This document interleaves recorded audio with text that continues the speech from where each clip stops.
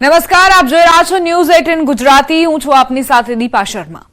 29 જાન્યુઆરીએ મહાકુંભમાં ત્રીજું અમૃત સ્નાન છે. આ દિવસે મહાકુંભમાં એક સાથે 10 કરોડ લોકો હાજર રહે તેવું અનુમાન છે.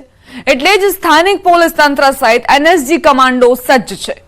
બીજી તરફ હવે ગુજરાતમાંથી મહાકુંભમાં જવું એકદમ સરળ બન્યું છે. એટલે ગુજરાતીઓની ભીડ પણ મહાકુંભમાં વધે તેવી શક્યતા છે.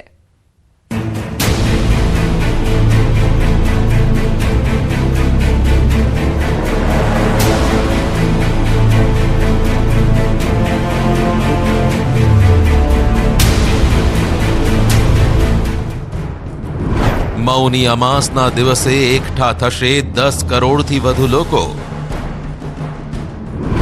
મહાકુંભમાં સૌથી મોટું અમૃત સ્નાન, ખાસ તૈયારી. 3 લેયર સિક્યોરિટી, સીસીટીવી કેમેરાથી રહેશે બાજ નજર. મહાકુંભમાં અભેદ સુરક્ષાની તૈયારી.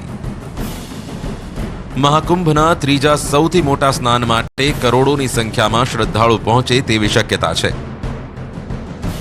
પહેલીવાર એવું થશે જ્યારે એક જગ્યાએ એક સાથે 10 કરોડથી વધુ લોકો એકઠા થશે. 10 લાખથી વધુ શ્રદ્ધાળુઓ પહેલાથી જ કલ્પવાસ તરીકે મહાકુંભમાં બનેલા ટેન્ટ સિટીમાં રહી રહ્યા છે. કરોડો ભક્તોની સુરક્ષા સુનિશ્ચિત કરવા માટે સુરક્ષા એજન્સીઓ સમગ્ર રીતે તૈયાર છે. સમગ્ર મેળા વિસ્તારને અલગ અલગ સેક્ટરમાં વહેંચવામાં આવ્યા છે અને સુરક્ષાની દ્રષ્ટિએ પગલાં લેવાયા છે.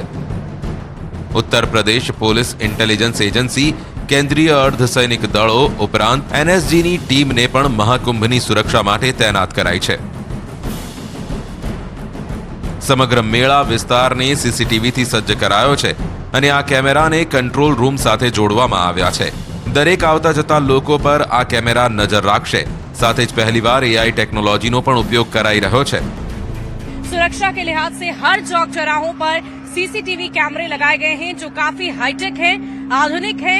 और देखिए इस पोल पर आपको एक नहीं बल्कि 3 सीसीटीवी कैमरेज नजर आ रहे होंगे जो पूरे मेला क्षेत्र पर लगातार नजर बनाए हुए हैं. હવે આગળ વાત, ઠંડી હજુ ગઈ નથી.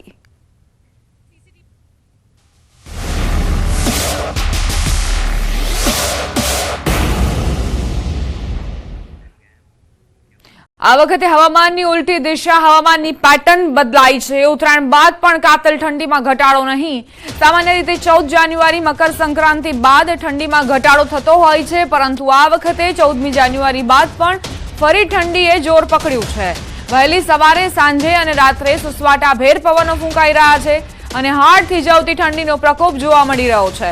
ખાસ વાત એ છે કે બપોરના સમયે ઠંડીમાં રાહત મળે છે અને અકળામણ શરૂ થાય છે. હવામાન વિભાગના મતે હજુ 5 દિવસ તાપમાન યથાવત રહેશે. હાલમાં ઉત્તર પૂર્વના પવન ફૂંકાઈ રહ્યા છે. આજે અને આવતીકાલે પણ તાપમાન યથાવત રહેશે. आज का जो पूर्वानुमान है, आने वाला अगले 7 दिन तक मौसम ड्राई रहेगा और जो लघुत्तम तापमान में हम लोग एक्चुअली ज़्यादातर चेंज नहीं होने का पूर्वानुमान दिया गया है. नो लाइक चेंज कैटेगरी में है लघुत्तम तापमान. और जो पवन की दिशा है अभी उत्तर पूर्व है और जो अहमदाबाद और आसपास का जो एरिया है इसके लिए हम आसमान खाली रहेगा, क्लियर स्काई रहेगा और तापमान जो लघुत्तम तापमान है 16 डिग्री सेंटीग्रेड के आसपास रहेगा. अहमदाबाद का जो लघुत्तम तापमान रिकॉर्ड हुआ है वो 15.7 डिग्री सेंटीग्रेड, गांधीनगर में 13.5 है सेंटीग्रेड और गुजरात रीजन में सबसे कम तापमान रिकॉर्ड हुआ है 7.2 डिग्री सेंटीग्रेड. ગુજરાતના વાતાવરણમાં આવી રહ્યો છે જોરદાર બદલાવ. હવામાન વિભાગ ઉપરાંત હવામાન નિષ્ણાંતોએ મોટી આગાહી કરી છે. હાલ દરેકને સવાલ થઈ રહ્યો છે કે આખરે 14મી જાન્યુઆરી બાદ ઠંડી ઘટવાને બદલે ફરી કેમ આવી રહી છે? આખરે ફેબ્રુઆરીના શું હાલ હશે? હવામાન વિભાગના મતે 27મી જાન્યુઆરી સુધી કાતલ ઠંડીનો મારો રહી શકે છે. તો આગાહીકાર અંબાલાલ પટેલના મતે 30 જાન્યુઆરીથી 4 ફેબ્રુઆરી સુધી ફરી માવઠું આવી શકે છે. ખાસ વાત એ છે કે માવઠા બાદ ફરી ગુલાબી ઠંડીનો મારો રહી શકે છે. આગાહીકાર પરેશ ગોસ્વામીના મતે કાતલ ઠંડીના આ છેલ્લો રાઉન્ડ હોઈ શકે છે, પરંતુ ઉનાળો હજુ શરૂ થવાનો નથી અને ફેબ્રુઆરીમાં પણ ગુલાબી ઠંડીનો મારો રહી શકે છે.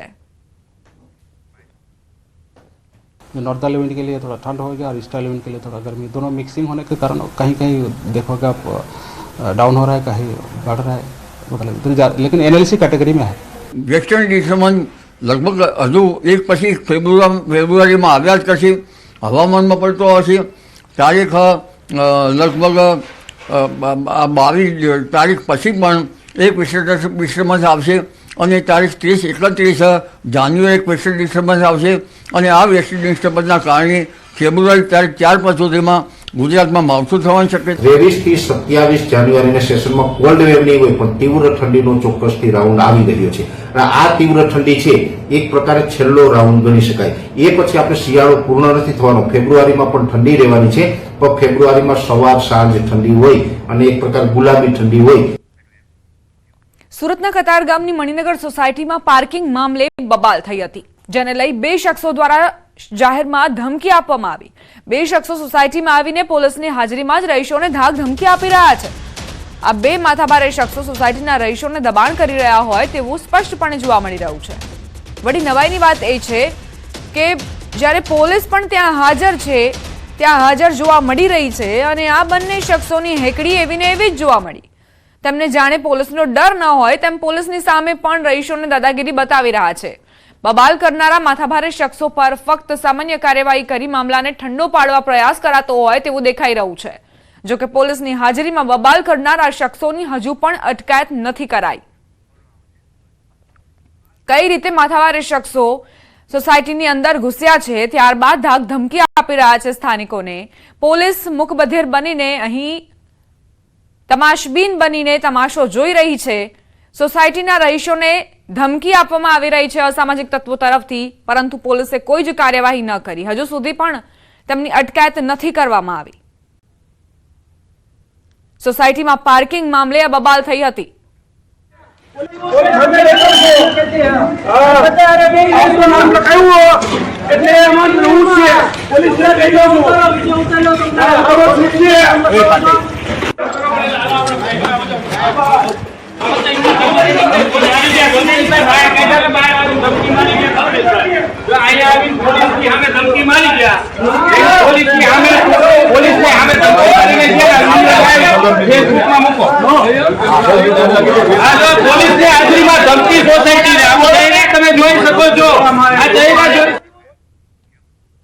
જૂનાગઢ માણાવદરમાં રસ્તા મુદ્દે જીનિંગ મિલમાં મારામારી. દગડ રોડ પર જીનિંગ મિલમાં શખ્સોએ મારામારી કરી. ગાડીમાંથી ઉતરીને મિલના માલિક અને કર્મચારી પર હુમલો કર્યો. મિલની ઓફિસમાં પણ શખ્સે તોડફોડ કરી. સમગ્ર ઘટનાના સીસીટીવી ફૂટેજ સામે આવ્યા છે.